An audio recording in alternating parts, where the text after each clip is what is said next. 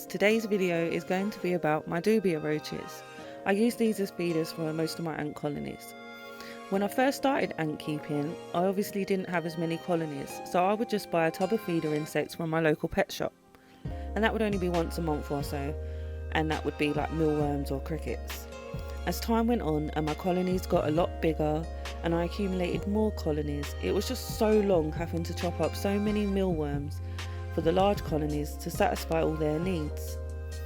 And then it was also the task, if you put in 12 mealworms, you're going to have to take out the rubbish of 12 mealworms.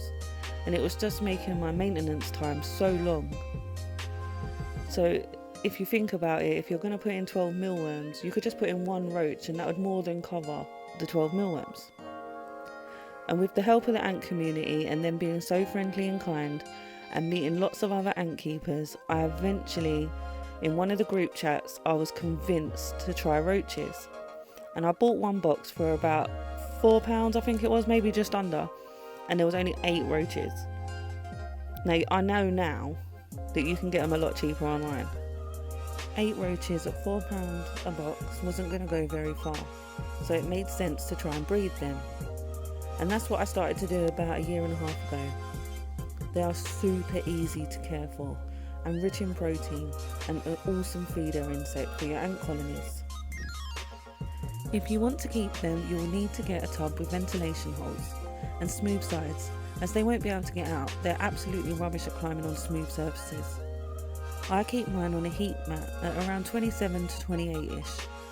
They can survive at colder temperatures, but they will not breed as quickly or at all if it's too cold. They like the dark and they like to hide, so I use egg boxes, toilet rolls, tubes and bits of cardboard, etc. to give them plenty of places to hide out. You'll need to change the cardboard bits every now and then to avoid them starting to smell, and you want to keep things fresh in there. I clean mine out every week or two.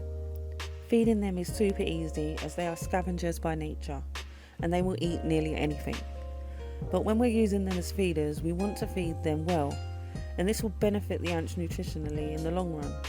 I give mine a mix of dry foods and fresh foods. Mine always have access to dry oats, and I add fresh scraps daily. Carrots seem to always be a hit with them, but they can eat any veggies I put in. So when you're like making a casserole and you're cutting up the carrots and parsnips and potatoes and swede and bits and bobs, just give them all the scraps. I also give mine fruit. They seem to prefer oranges, apples and bananas, but I have other bits and pieces in there before and they seem to eat anything. They're not fussy at all. I tend to give mine fruits more on the morning I'm feeding the ants, because in my head I think, well, if it's not fully digested, then the ants are going to eat it anyway. I have no idea if that logic works, but that's what I do. If you feed them fresh foods daily, they'll get most of their water they need from their foods. I personally give mine a little water pool and I regularly see them drinking from it. But most advice sheets suggest applying them with water on a cotton wool or a sponge. I assume that's to avoid them drowning in pools of water, but I've never had any drown in the little pool that they have anyway. I spray down their setups regularly with water too. If you let the humidity go lower than around 40%, the female's eggs can dry out and that can make them infertile. But if you have water in there and a heat mat, you'll create humidity and they'll be fine. But you want to keep it over 50 to 60ish. Male and female roaches are easy to tell apart when they're adults. The females are chunky and have tiny little wings, and the males are slimmer looking and have wings that are as long as their bodies. Thankfully, neither of them can fly. If they could fly, I definitely wouldn't be keeping any of them. I try to keep 1 male per 4 to 5 females, and I find that ratio has seemed to work best for me. I like seeing them shed and reveal themselves to white underneath. I mean, they still look creepy, and I still don't want to touch them, but it's cool to see them shed their skin, and then they'll go from being white and they'll gradually get darker again. When I first started keeping roaches, I remember seeing a female with her egg sac hanging out. This was so gross and I never knew what was going on.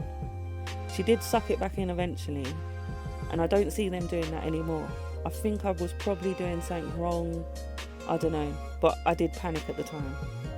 And once I had a male and female stuck together end to end for hours and hours, But other than that, it's all been plain sailing, and it's saved me money breeding my own. I do buy more occasionally just to add another gene into the mix, so they're not all constantly inbreeding. Now all my native ants are in hibernation, my roaches will be my main feeder insect, and it will save me buying any feeders throughout the winter. I still use mealworms occasionally, but mainly for colonies that I have in test tubes, because I don't really like cutting up roaches into tiny bits. But it's good to give your ants some variety in their diet anyway. Mealworms are cheap and easy to keep, and I feed them very similar to the roaches. I don't breed them though, I've always used them before they've had a chance to turn into beetles anyway. But mealworms always come in handy, they're very easy to keep, but I'm definitely preferring the Dubia roaches at the moment. I think that's all I can say for now. Any questions, just drop them down below. Oh wait, what I do think is funny is that when I have people come round mine to visit, they tend to be as interested in the roaches as they do the ants. I personally obviously much prefer the ants, but it is interesting to see how other people see the feeders. Anyway, that's all for this video. Hope you found some of it useful or interesting.